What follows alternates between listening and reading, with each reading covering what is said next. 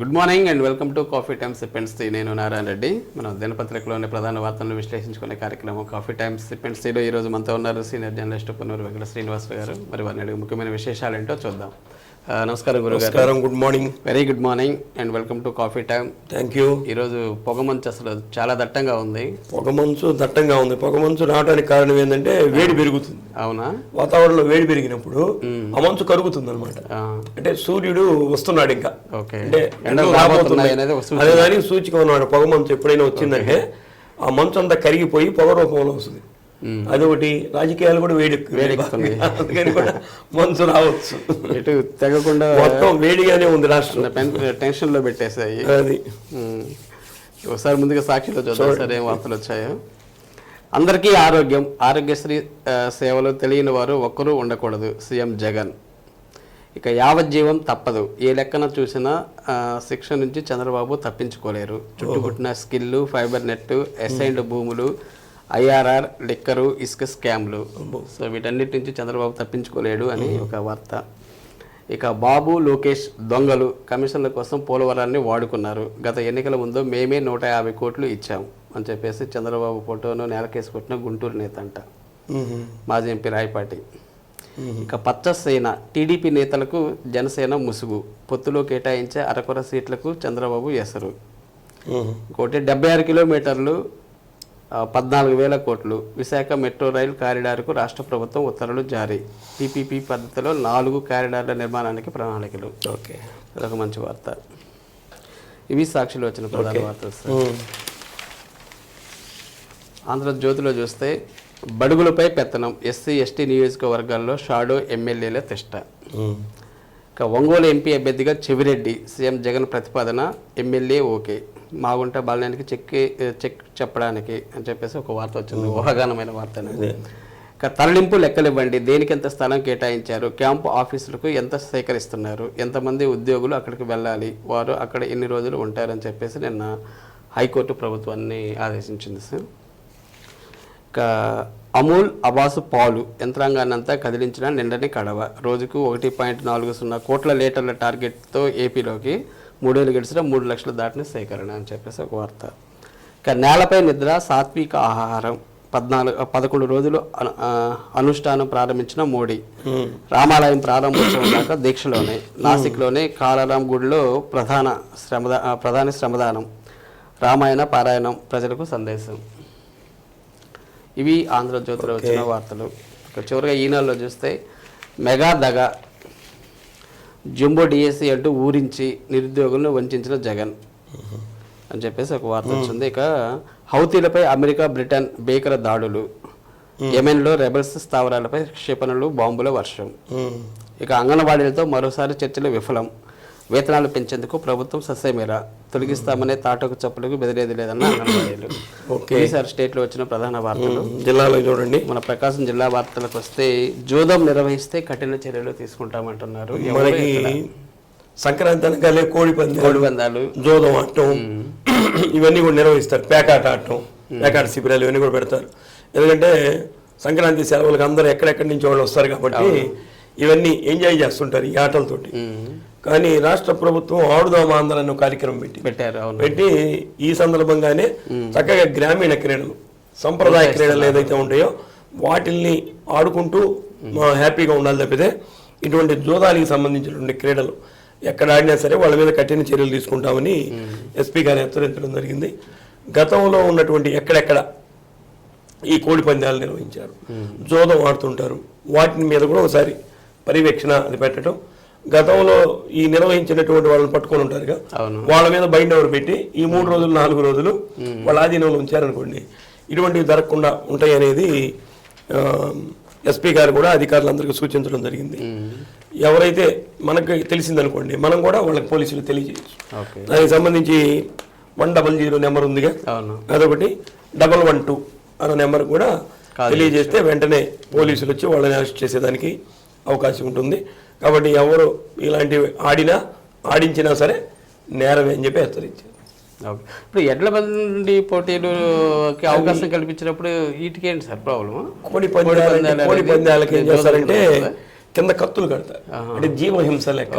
అది కత్తులు కడతారు. అది తేడా. కత్తులు లేకుండా అయితే ఆడుకోవచ్చు. కత్తులు లేకుండా అంటే ఆడటం ఉండదు, అది ఉండదు. ఇప్పుడు మీరు కోడి పందాలంటే ఇప్పుడు ఎద్దులు పోటీ పెట్టారు మీరు, దేనికి దానికి పరిగెత్తాయి, దానికి ఒకదానికి హింస లేదు. కానీ ఇది ఒకటి బలాన్ని చూపించింది, ఇది కొట్లాటకు సంబంధించింది కాబట్టి ఇది జీవహింసకు సంబంధించింది కాబట్టి వీటిని ప్రోత్సహించరు.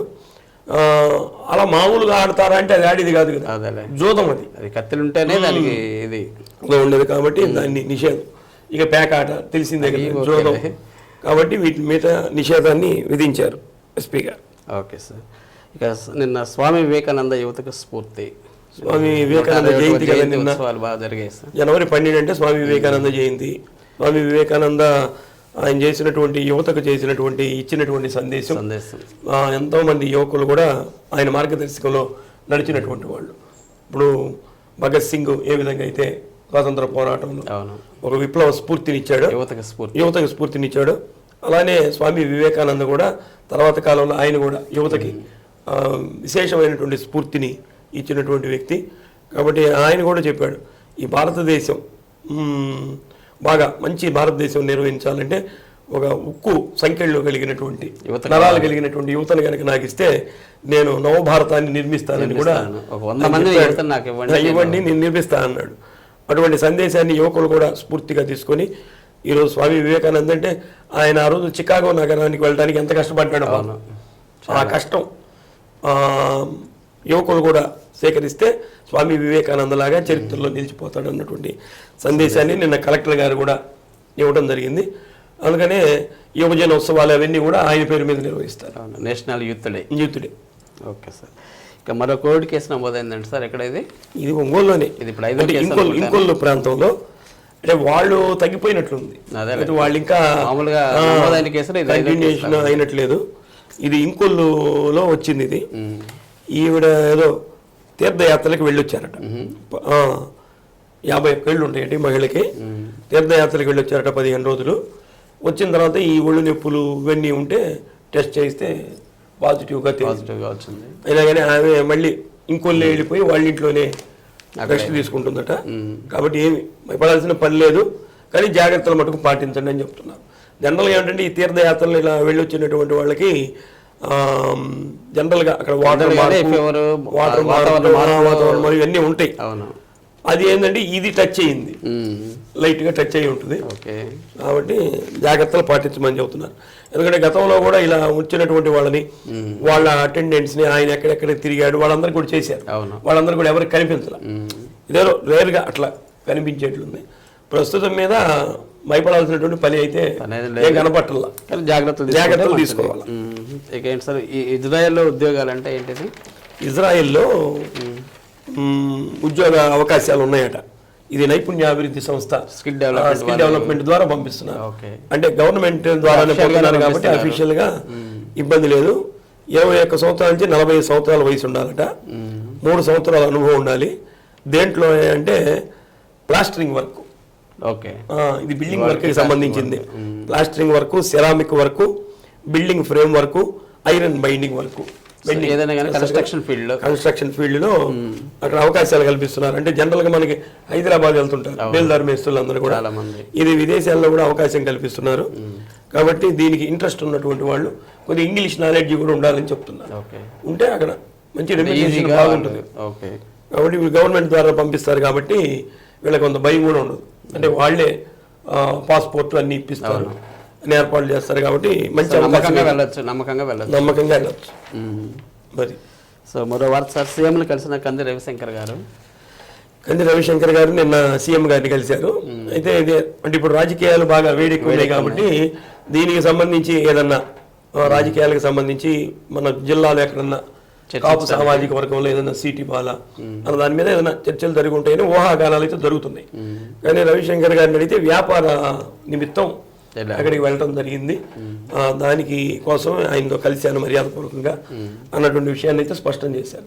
ఎందుకంటే బొత్స తోటి కూడా వీళ్ళకి బంధుత్వం, అలానే కిలారి రోసి అని చెప్పి పొన్నూరు ఎమ్మెల్యే వాళ్ళతో కూడా వీళ్ళకి బంధుత్వం ఉంది. కాబట్టి సీఎం గారి దగ్గరికి వెళ్తుంటారు రెగ్యులర్గా, అప్పుడప్పుడు మర్యాదపూర్వకంగా కలిసినట్లు సమాచారం మొత్తం మీద లోపల ఏముంది అనేది మనకి విషయం అందరికీ తెలుసు. ఇంకా బయటికి రాలేదు. ఇంకా ఏంటి సార్ కోవిడ్ జాగ్రత్తలు పాటించాలి? నిన్న డిఎంఎండ్హెచ్ఓ గారు నిన్న ఒక కేసు వచ్చింది కదా, అవును, దీనికి సంబంధించి ఒక నోటు కూడా విడుదల చేశారు, ప్రెస్ నోటు. అంటే పండగ అందరూ మాల్స్ బాగా రష్గా ఉంటాయి, అవును, అలాగే టెంపుల్స్ బాగా రష్గా ఉంటాయి, అలానే కొత్త సినిమాలు రిలీజ్ అయ్యేటటువంటి సమయం కూడా అందరూ సినిమాలకు వెళ్ళడం, అందరూ ఒక చోట గుమ్మి కూడేసేటువంటి అవకాశం ఉంది. కాబట్టి ప్రతి ఒక్కరు కూడా మాస్క్ ధరించి వెళ్ళాలని చెప్తున్నారు. సాధ్యమైనంత వరకు ఉమ్మడిగా గ్రూపులుగా ఉండకుండా విడివిడిగా ఉండేటట్లుగా చూసుకొని జాగ్రత్తలు తీసుకోమని చెప్తున్నారు. ఎవరికి ఒళ్ళు నొప్పులు కానీ జ్వరం కానీ ఈ జలుబు కానీ ఉంటే వెంటనే వచ్చి టెస్ట్ చేయించుకోమంటున్నారు. చేయించుకుంటే తప్పేం లేదు కదా, వాళ్ళు చేస్తామంటున్నారు. కాబట్టి వెళ్ళి చేయించుకుంటే దీనికి ఏదన్నా అవకాశం ఉందా, కోవిడ్ వచ్చే అవకాశం ఉందా లేదా అన్నటువంటి విషయం తెలుస్తుంది. కాబట్టి ఆ జాగ్రత్తలు తీసుకోమని చెప్పి డిఎంఎండ్హెచ్ఓ గారు కోరుతున్నారు. ఓకే, ఇక ఒంగోలుకు చేరిన సాగర్ జలాలు సార్ వచ్చేసాయా? సాగర్ జలాలు ఒంగోలుకి వచ్చినాయట. అంటే మన మైల్ రాయి దగ్గర చేరినాయి. 85/3 మైల్ రాయి దగ్గర చేరతాయి. 10 రోజుల్లో ఒంగోలుకి చేరేదానికి అవకాశం ఉంటుంది. 5 TMCల నీటిని విడుదల చేశారు మొన్న. అంటే గుంటూరుకి మనకి కలిపి మనకు కూడా వాళ్ళకి పైనుంచి కాగా మిగతా ఓన్లీ తాగునీటికి.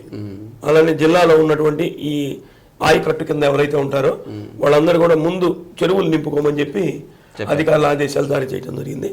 ఇది వ్యవసాయాన్ని మటుకు ఉపయోగించడానికి వీల్లేదు. అంటే ఈ మధ్య మళ్ళీ దాంట్లో గుళ్ళకమ్మలు నింపమని గుళ్ళకమ్మకి మళ్ళీ అంటే వ్యవసాయ అవసరాలకి గుళ్ళకమ్మకి 2 TMCల నీటిని కూడా అడుగుతున్నారు. ఆ వార్త కూడా ఉంది. ఓకే, ఇక సంతకం ఎన్నికల్లో వైకాపాకు గుణపాఠం. నిన్న ఈ అంగన్వాడీలు చేస్తున్నటువంటి సమ్మెకి నిన్న 6వసారి చర్చలు జరిగినాయట. 6వసారి చర్చల్లో కూడా విఫలం అయినాయి. మరి మొత్తం మీద వాళ్ళకి ఎవరైతే ఈ వీళ్ళు ఉన్నారు కదా మున్సిపాలిటీ కార్మికులకి సమ్మె ఎస్ఎస్ఏ వాళ్ళది ఒకదిగింది.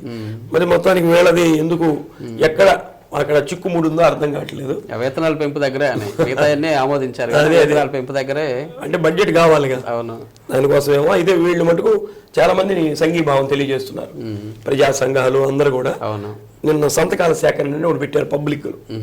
అంటే అందరూ సంతకాలు చేస్తున్నారంటే రాబోయే ఎన్నికల్లో అందరూ సంతకం చేస్తున్నారంటే వైకాపాకి గుణపాఠం చెప్పడానికి వీళ్ళందరూ సంతకాలు చేస్తున్నారు అన్నటువంటి భావంతో వీళ్ళందరూ కూడా నిరసన వ్యక్తం చేశారు.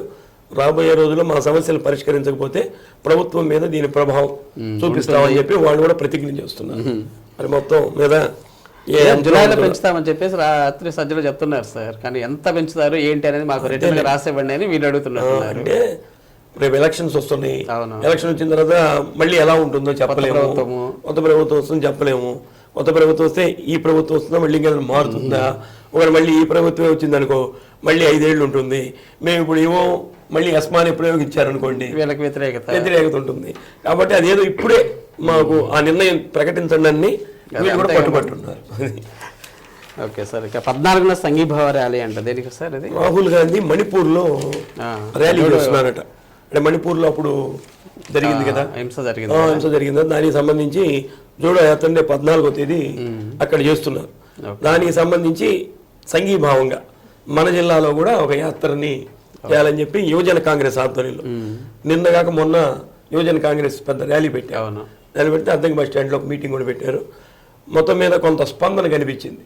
అంటే గతంలో దానికన్నా కాంగ్రెస్ పార్టీకి ఇప్పుడు తెలంగాణలో కూడా అధికారం వచ్చింది కాబట్టి ఆ ఉత్సాహం ఇక్కడ కూడా కనిపించింది కొంత.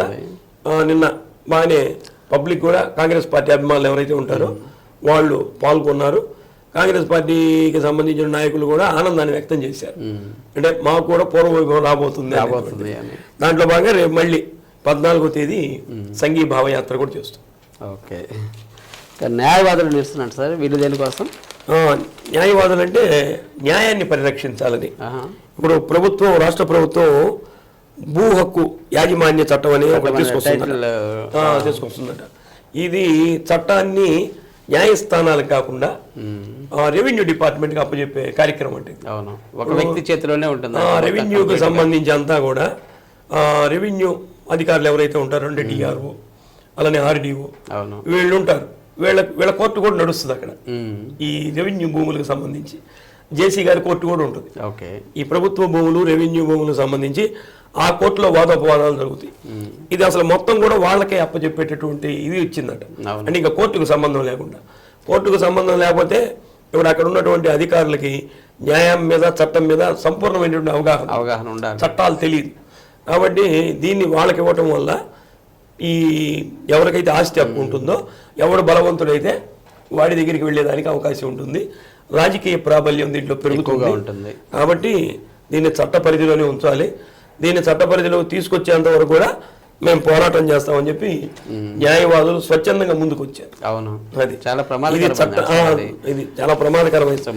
మన ఆస్తి మనం అమ్ముకోవాలన్నా కానీ వాళ్ళు పర్మిషన్ తీసుకొని అమ్ముకోవాలంటే అది ఇలాంటి ఇబ్బంది. ఏ సమస్య వచ్చినా కానీ హైకోర్టుకే వెళ్ళాలంటే కింది కోర్టులలో మన సమస్యను పరిష్కరించుకోవడానికి అధికారులే, రెవెన్యూ అధికారులు. సో అది అందుకని చాలా దాని మీద న్యాయవాదులు కూడా ఒక ప్రత్యేకమైన దృష్టి పెట్టారు. Okay okay sir, thank you very much sir. ఈరోజు ముఖ్యమైన విషయాల మీద చక్కటి విశ్లేషణ అందించారు. Thank you. మరి ఈనాటి కాఫీ టైమ్స్ పిలిచి కార్యక్రమం చూశారు కదండి. రేపటి కార్యక్రమంలో మరిన్ని తాజా వార్తలతో మళ్ళీ కలుద్దాం. అంతవరకు చూస్తూ ఉండండి శ్రీ సత్య నెట్వర్క్. నమస్కారం.